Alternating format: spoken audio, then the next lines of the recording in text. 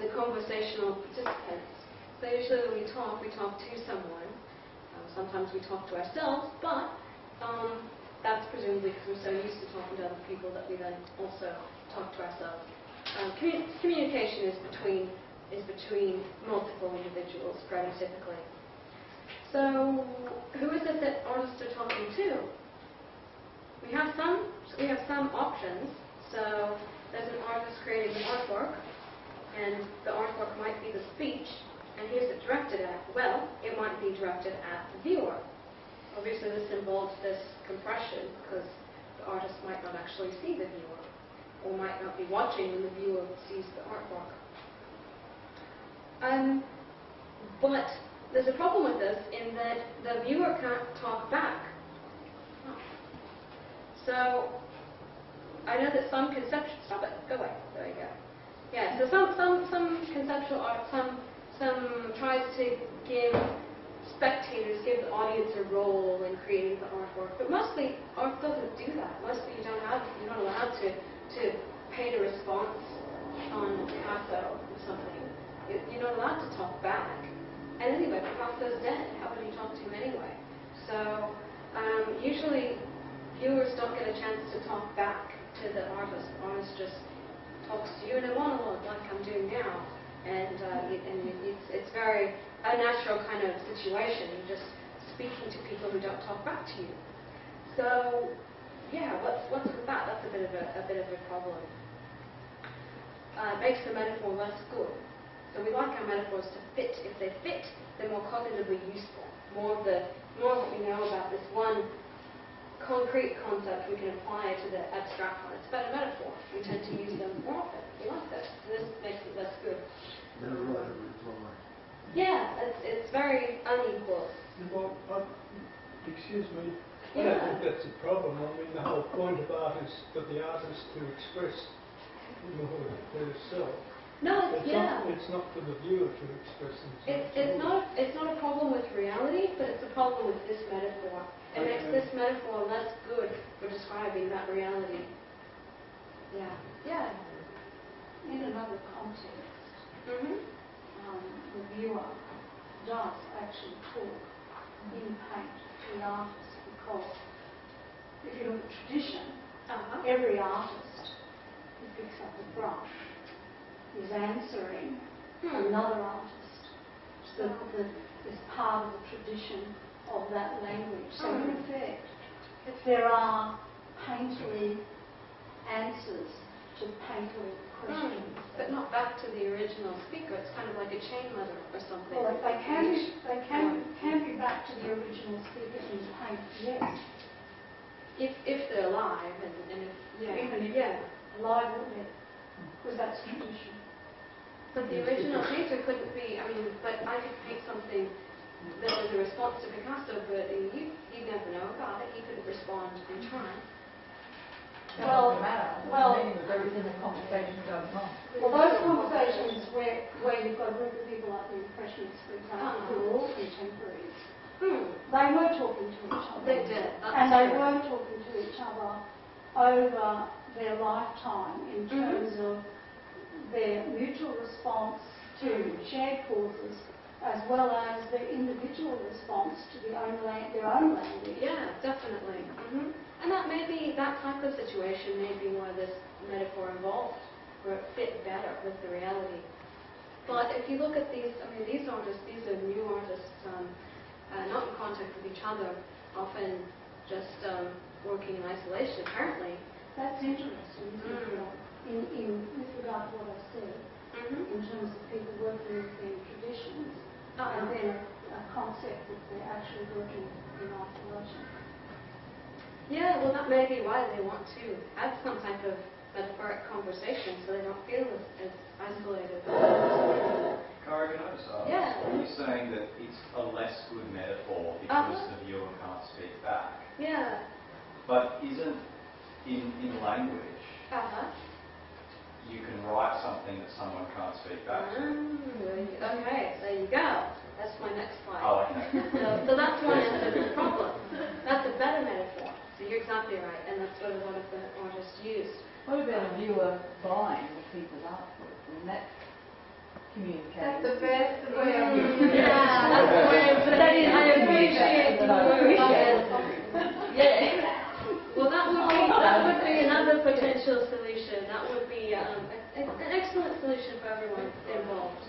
Another way is to think about art as written language as opposed to spoken language. So, which is more precisely parallel. It's a better fit because you don't have this mute participant. It's quite normal for a reader not to respond to an author. They might read a book and it's very unusual, I think, if you write a letter back to the author, you actually write back to them. That's very strange. I've never done it. So, so a lot of artists use this, and when they talk about their artwork as writing, then they usually assign some type of genre to it. And there's a genre difference between the different styles of artwork. So, representational artists actually, they like to use this metaphor. They like to use the metaphor of a written language, and they might talk about their work as being reporting or journalistic or a record. Because a lot of these artists, you'll notice they use they paint urban landscapes like this. So you've seen a number of images of urban landscapes and skyscrapers and so on. So this is a record of a time and a place, I suppose. They also talk about biography, especially the portrait artists like to talk about biography. Very frequently they talk about their portraits as a biography of the individual. Self-portraits they talk about as an autobiography. Or if it's experiences from their life, and especially the partly representational artists would talk about a visual diary. So just recording their own feelings and experiences. The partly representational artists, though, like to talk about their work as lyrical or poetic. So you can kind of see why they might be using that type of metaphor. So, or even as mythology, like this one. And again, it's very clear which part is representational. I thought that was interesting with this collection. We often had sections of the painting be representational, other sections not be, which I think it's not my field, but I think it seems unusual to me. So they talk about this as fiction or poetry or poetic. So the abstract artists, they didn't talk about their art as writing. They didn't use that solution to this potential problem, this potential failure of the metaphor to adequately represent the communicative effect of art. So the abstract artists, they didn't do that. They solved this problem in a completely different way. And that's that they usually took the viewer out of their metaphor. So they weren't even talking to the viewer. So it wasn't a problem that the viewer couldn't talk back, because that's not who they were talking to. They tended to talk to their paintings. So they talked directly to their artworks or to their canvases. They didn't talk to the viewer. That wasn't even their interest in speaking to the viewer, communicating to the viewer. They would instead, have a dialogue with paint, or an interchange with the activity of painting. They would listen to their composition and then respond to that, have a conversation with their artwork. And as in this painter that she says, this is from this artist, she says, my statement is each thought I make, and then I respond. So she makes a statement, she sees what it looks like, and then she responds. So that's pretty well captures a conversation. So your canvas can respond back to you in a way that a viewer can't. So abstract artists have a problem with this metaphor conversation. Yeah. Can I make a comment here? Yeah, of course. She's claiming this. No doubt she does it. Yeah. But the fact is that this is what every artist does. Whether you're representational, abstract, narrative or not, you are constantly in dialogue with what you have in front of you. Yeah. As a matter of fact, if you're representational, it's complicated by a three-way dialogue often, because You are in dialogue with what you're looking at, with the painting, and of course with your own, shall we say, intentions. Yeah, well, it's funny that none of the artists talked about their work that way. It could be the representational artists were using their artist statements to sell the work. Maybe they wanted the audience to feel engaged or feel involved. But in any case, yeah, none of the artists used that metaphor in their own descriptions. The abstract artists used this one, and the representational artists didn't use this one at all. So it's actually very definite divide. Of course, it was because the results were so definite that this is what I wrote down. So it's not coincidence that this is where the representational and non-representational artists differ so much, because you have to choose something interesting. So I looked at lots of different metaphors, but this is where I found the most distinction. And this artist, she was lovely, by the way. She's pretty well known and well female apparently. But she was very respectful of, and gave me permission to reproduce another one of her works. So she was very nice. And then, okay, this is a variation that I found, again, only in the non-representational painters, and they sometimes didn't even speak. They just let elements of their artwork speak to each other as they painted, just letting one brush stroke speak to another one. This color is speaking to that one, and just kind of listen, and you know, how tricky. So, What's the difference between that one and the previous one? The previous one is the artist talking to their canvas, they're talking to their materials. Yeah. So you would make a dot, and then the dot speaks back to you, and that informs where you place the next one.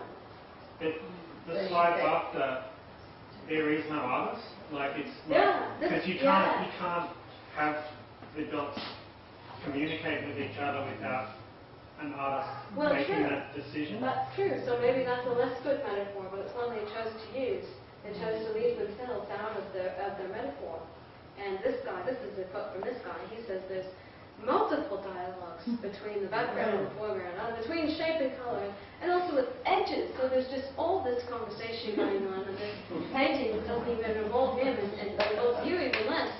It's just so busy. So, and I actually like this one, but yeah. And then another artist talked about color, paint, and form meeting, and then responding to one another. And other artists talked about what the brush strokes talking to each other. Well, maybe.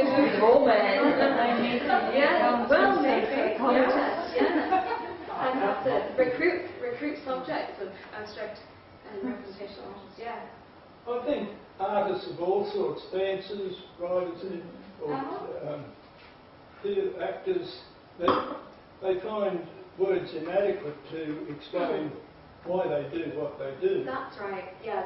I can read a lot of sense into that statement there.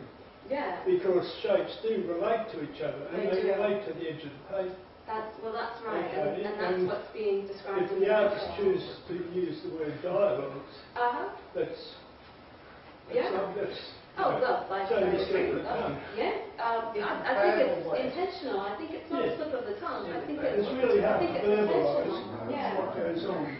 Well, that's right, and the artists are generally pretty bad writers if you look at the. Absolutely.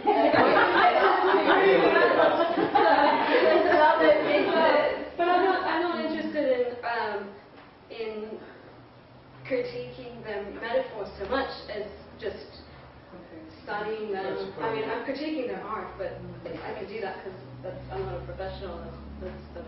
That's fine. I mean, I can have an opinion on that that's not necessarily very informed, which is that some of this I think is pretty lousy. But that's not a professional opinion. That's just my personal opinion.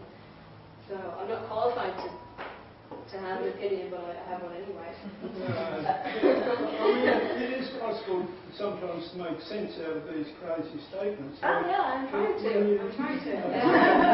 When you apply a dot and you say it's having a conversation with the other dots, all that means is that the artist is aware of the other dots and where they are before he puts that particular dot in. Well, that's right. That is exactly what it means.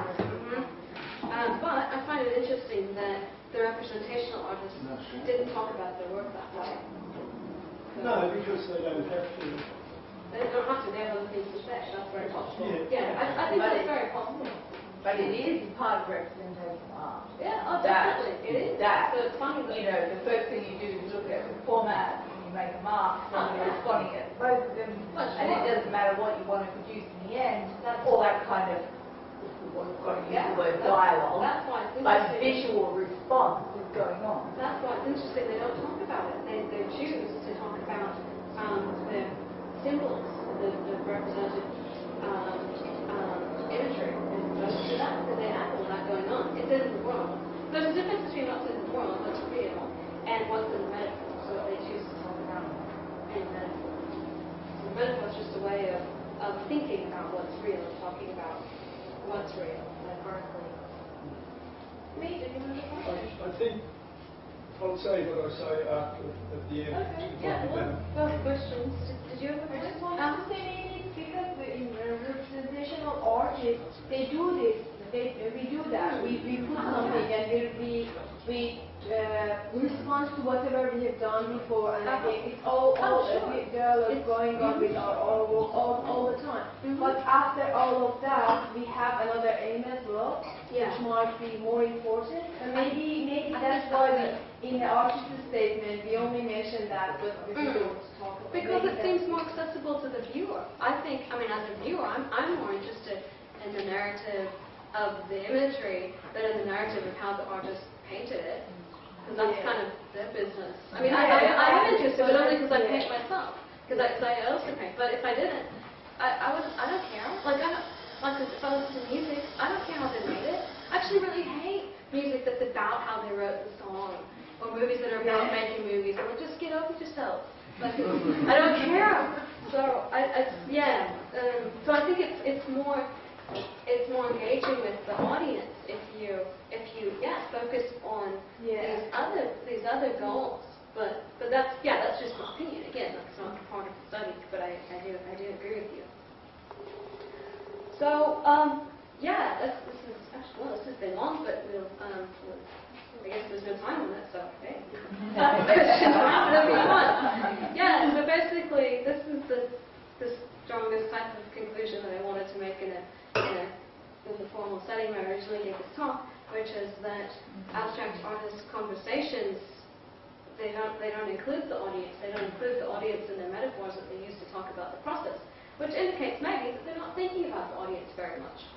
That the audience is relegated to overhearing this conversation between the artist and the paint, or reconstructing this narrative experienced by the painter himself or herself, and not a narrative in the subject matter. They have to reconstruct the process of painting, which may or may not be interesting to them. I think it would probably be interesting to a smaller segment of the population. So I think that this choice of metaphoric language does correlate with the focus and goals of the artists to some extent.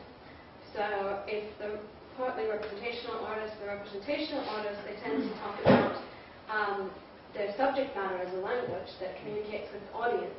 I think that does show that they're more concerned with their subject matter and with the audience.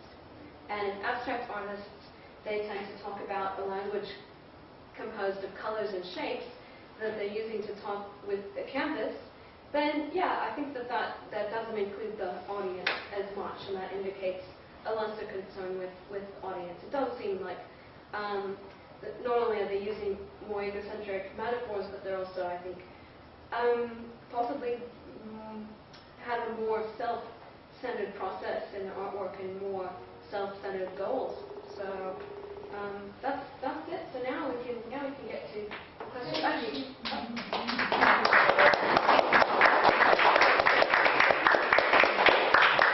Can you think of this one? Yeah, thank you. Yeah, sure. Yeah. Let's see. I think Kara's first. Okay, and then I think you were second. And then I don't know your name. What's your name? Christine. I think you were next, and then I think you were next. So. Wait, but do we want to take a wine? Does anyone want to refill the wine before we do this? Do you, Kara? We remember. Okay. I'm still fine. question, which was to do with what it says here. Representational artists intend to speak directly to the audience.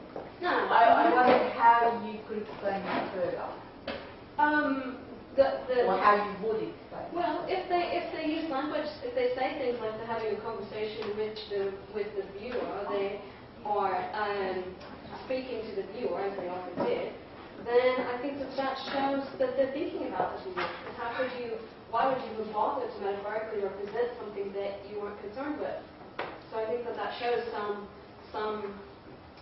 that they're bearing the audience in mind as they in their work. Just going back to your work that you showed, that one with all the dots. Oh yeah, right. She didn't speak to me about what she reviewed. She said she was speaking to me about it it all. She wasn't speaking to you. She was speaking to the comment. My question is, how is she speaking directly to the audience? She isn't. She doesn't think she is. She doesn't say she is. She doesn't claim to be speaking to the audience. Okay. She's talking to her dog. Okay. She's talking to them, and then they talk back to her. Good. She doesn't care about She keeps talking to her dog. Yeah, she is, and she makes a lot of money. But yeah, good. I'm trying to make it start. Yeah. She doesn't care. But I still think there's a question to be asked around representational art and speaking directly to the audience and what that really means. I don't know. And I think that's a very teasing question for representational artists. Yeah, and which most of us here are. Yeah, well, I know. That's why I feel so, fun of this. what does anybody else think? Yeah, I'm sure you've got some to say. I think Mark was next, and then you. Yeah, if we could just turn back to that second last slide. Which one? Which one? The second last one. Oh. This guy? No, the second last one. Well, do you mean the dog? Yeah, with the next bit. Okay. I was just thinking about representational art being speaking directly to, like, interested in the subject matter and the audience, and you're saying that's opposed to abstract artists being more interested in the colour, shape. Yeah, more interested is the key there. I think that without the particular artist that in that book, that's true, but I'd say the better representational art is actually a combination of the abstract and the representation. Absolutely, yeah, definitely. And yet, if they had both elements, as they often do, if they have both elements, I think that they probably would choose to speak about, to describe the subject matter, as opposed to maybe they think it's something that the viewer can relate to. Because remember, this language of colour doesn't speak to the viewer. The language of colour speaks to the canvas and then back to the artist. But it's the language of subject matter that speaks to the viewer. So even if you have both, maybe you're using that metaphor in your own head, but when you write an artist statement, well, you think, well, who am I writing this for? Well, I'm not writing for my canvas, I'm writing for my audience. So you might choose to use, if you have both metaphors, you might choose to use the one that includes the audience. If you only have one, then you use that one because you don't have anything else. And written language is not their strength to start with, or they wouldn't be able for this. Yeah, it is true. It is true. But I don't care about the quality of the writing. No, I really don't. Yeah. But is that answer your question? Yeah. Yeah. Okay. Yeah. I guess I'm just trying to continue the conversation rather than asking specific questions. Okay.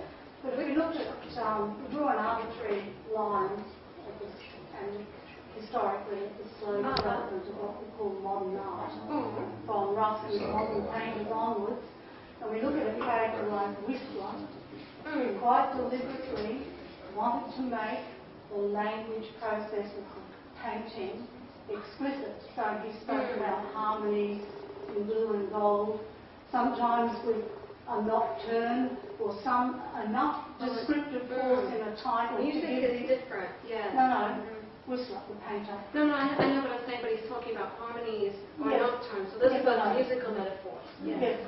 But he was also talking about the colour orchestrations that he was using. The fact that he reached a harmony, perhaps by using an underpaint, I'm going to be very simplistic here, an underpainting of gold, and then scumbling with a particular blue or a blue-green. And so he was being deliberately explicit about the painter's process, not just a metaphor which had a musical relationship. And of course, artists have been explicit about their painting process visually. I mean, Rembrandt was very explicit about how his paintings were made, the brushstrokes are visible. But in terms of the written language, it's interesting to see how artists become more and more inclined from before Whistler, but Whistler I brought up as an example. Even if they're representational, and we would say he was representational, to our era at least, but he was saying, well, you know, to me as a painter, this is the harmony in blue and gold. Yeah, absolutely, Well, I found one thing that I found interesting was that the partly representational artists, even the ones that clearly have these huge sections of non-representational work, that they tended to pattern like the representational artists, and that's why in my analyses I've been grouping the partly representational with the representational artists. So it seems that no matter how great their interest in abstraction, if they have representational imagery, that's what they tend to talk about in the statement, at least. And I've never seen one of Whistler's statements, so I don't know. These are all contemporary artists, but I predict it'd be the same. I predict that if he were to write a brief one page about his work, that he would, if he used language metaphors at all, which it sounds like he was more into music metaphors, that he would probably tend to use metaphors in which he's speaking to the audience as opposed to his materials. But that's just my guess. And an audience of artists too. You know, an artist is going to understand more directly that what that harmony of blue and gold means. Well, they would. Than the man on the street. Well, that's right. And I think that artists writing for other artists or conversations between artists would be completely different. This is not representative of the way that artists speak, but it may be representative of the way they describe their work for viewers, for potential buyers. Yeah, and I think you were next. Yeah. Just on the second last. We have the two quotes there. This one.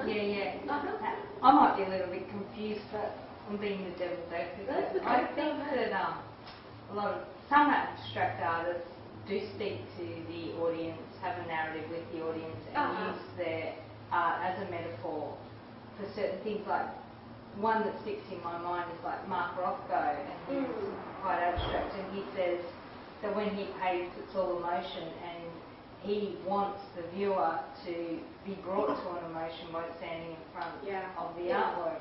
So I'm a little bit... but he's a good abstract artist. Okay, so he's as bad abstract artist. Really? I love him. Well, I love him. But, I mean, I like some abstract art, I just think there's way too much of it. I just think that most of what people do with abstract art, they could do with representational art, and they could have it be even more meaningful. They could do everything they do with abstract forms and include representation too, and it would speak to more people. But that's just. But perhaps they really are, but aren't even realising that they are just being arrogant about it, because it's obviously speaking to us right now because we're having a reaction to it. You know, more of a non-spoken, cerebral way.